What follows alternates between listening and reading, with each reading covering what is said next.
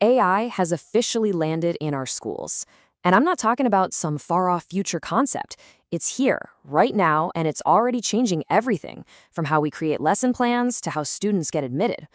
Now, it has incredible promise, for sure, but it also brings a whole new set of really complex challenges. So for anyone in education, teachers, administrators, policymakers, the real question isn't if we should use AI, but how we can guide it responsibly. So in this explainer, we're going to break it all down. First, we'll look at the two sides of the AI coin in education. Then we'll get into why governance is something you absolutely need.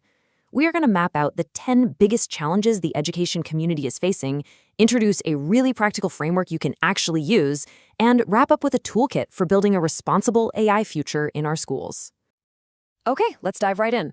You have to understand, AI isn't just one thing.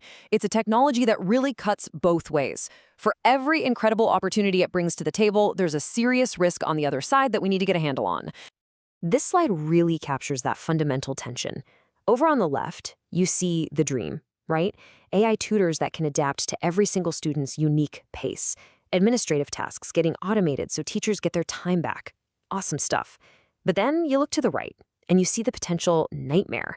I mean, just imagine an AI that flags a brilliant student from a low-income family as at risk just because of their zip code. That is the kind of thing we have to prevent.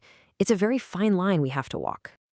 So, how do we get all that promise without falling into the peril? Well, the answer is governance. You can think of it as the bridge that lets us innovate safely and ethically. Now, let's be super clear about what we mean by governance. A lot of people hear that word and they think red tape. But it's not about slowing things down. It's more like the guardrails on a highway. They're there to keep you from accidentally driving off a cliff. What the research shows is that good governance is really about creating a clear set of rules, the rules of the road, so that any AI tool we use actually aligns with our goals, our values, and, of course, the law. And this quote right here, it just hits the nail on the head. The whole point of AI governance in education is not to replace teachers, but to empower them.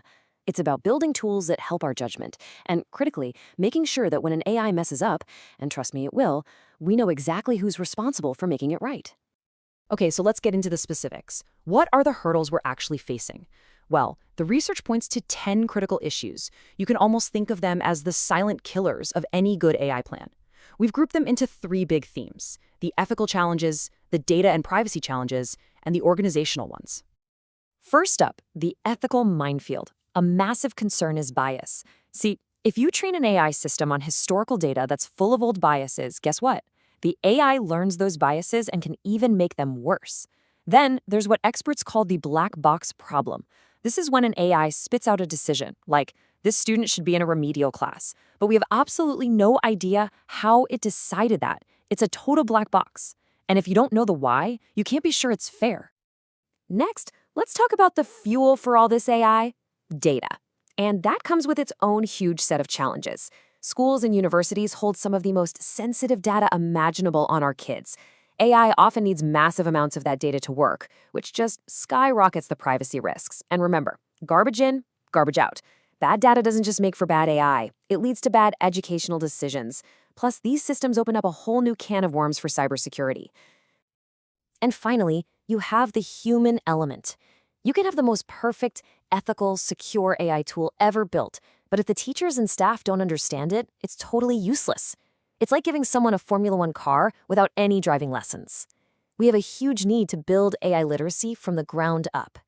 Then you have to deal with the natural fear of change and try to navigate this incredibly messy and fast-changing world of laws and regulations. These are the real-world issues that can completely sink an AI project. So, looking at all 10 of those challenges can feel pretty overwhelming, but a structured approach makes it way more manageable.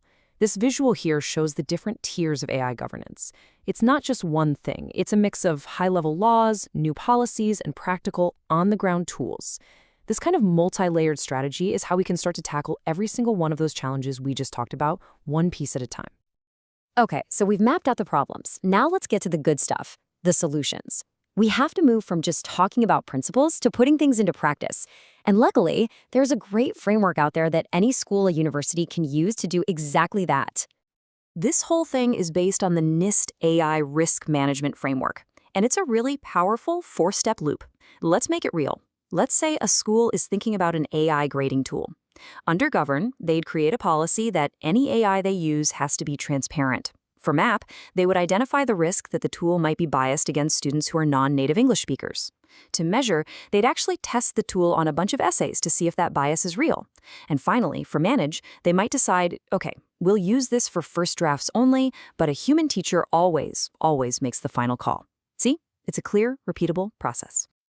And here's the really crucial part. This is not a one-and-done checklist. It's more like tending a garden than building a house. You don't just build it and walk away. You have to constantly be paying attention to it.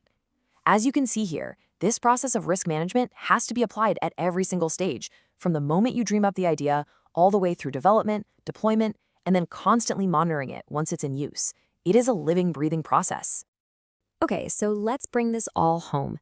Now that we understand the challenges and we have a framework to work with, what are the key strategies we can actually use to start building a responsible AI future in our classrooms? Think of this slide as your practical toolkit. Number one, and this is huge, you've got to involve everybody. Teachers, students, parents, they all need a seat at the table. Next, you have to prioritize training. AI literacy is not a nice-to-have anymore, it's a must-have. Go ahead and adopt a real risk management framework. Don't just wing it. Start small. Pilot new tools in a controlled way to see what actually works for you. And finally, demand transparency. If a vendor can't explain how their tool works, it probably doesn't belong in your school, period. At the end of the day, bringing AI into education isn't just a technical challenge. It's a leadership challenge. It takes a real, proactive commitment to doing things ethically, equitably, and safely. So the final question isn't just about whether we're ready for AI. It's about whether we're ready to lead.